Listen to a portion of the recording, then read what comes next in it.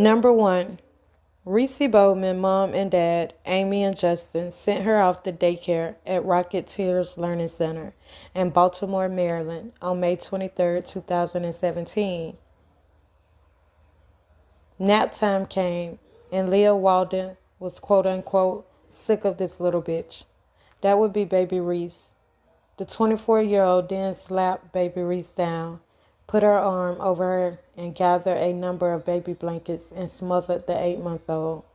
All because she was frustrated. Girl, you should have called in. 'Cause what? Number 4 happens in White Plains, New York. 5-year-old Garnet Paul Thompson Spears.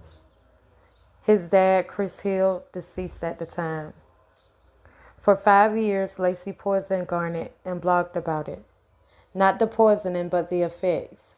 Garnet suffered 5 years of doctor's visits, surgeries, and medications because his mom had Munchausen syndrome. His final illness would be from salt poisoning. Lacey maintains her innocence, even after receiving 20 to life. While number 3 happens in Tempe, Arizona, I just want to be the first to say that I am probably pronouncing these names wrong, but I have gotten accustomed to saying them this way, so I'm going to spell them for you, and then you can look them up. Yui Anui, which is Yuiinoue, and Subasa Anui, which is Tsubasa Anui, Inoue. Okay, so Yui and Subasa was married, and they got in an argument over money because Yui was trying to move back to Japan. The fight got so bad that Subasa ended up calling the police, and he left to go sleep at work. He couldn't get in the building at work, so he decided to sleep in his car. The next morning, Yui flagged down the police because she had beat her 7 and 9-year-old. Come to find out, she beat them with a meat cleaver and almost decapitated both of them.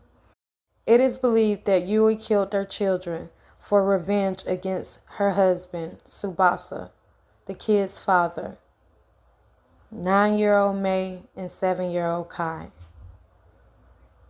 Number 2 happens in Detroit. 13-year-old Nazaria Harris was groomed by her aunt's boyfriend, her cousin's dad.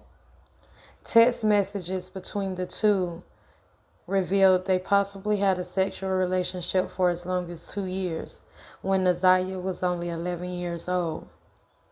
The child would sneak in rooms to meet the man, at times waiting for her aunt and uncle to finish whatever they had going on for that day. One message that always reside with me is Nazaria texting the grown man, just give it to her. You know what she wants. But this relationship would end like his previous pedophile activities, with him in jail. Nazaria found herself pregnant, and Butts found himself looking for an out, searching for ways to kill his unborn. But it was too late, so he had to kill the teen. Her grandmother, who was the teen's legal guardian, and aunt would go to sleep on January 9th with no Nazaria and no worry. They reported her missing the next day. Nazaria's extended family had made several reports that went ignored or uninvestigated by police and child protection services that could have possibly saved the teen's life. And number 1 comes from Columbus, Georgia. Christy Seipel. Christy Seipel had a sexual relationship with Jeremy Tremaine Williams, and on December 12, 2021, Jeremy would betray the mother. That's okay because the mother betrayed her 5-year-old daughter and her daughter's father.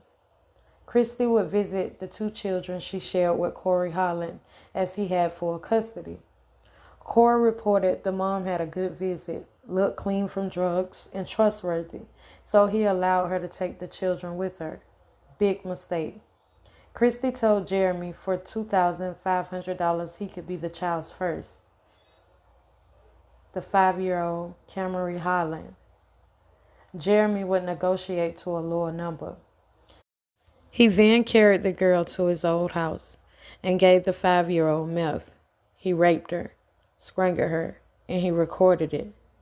The next morning, the drug addict mother would call 911 and report the toddler missing, as if she didn't know what she'd done. Camry was found hours later. Jeremy would plead guilty, but it was later rejected, and he was sentenced to death by injection. Seipel sentenced to 20 years and a $10,000 fine. She never got the $1,000 Williams agreed to pay her.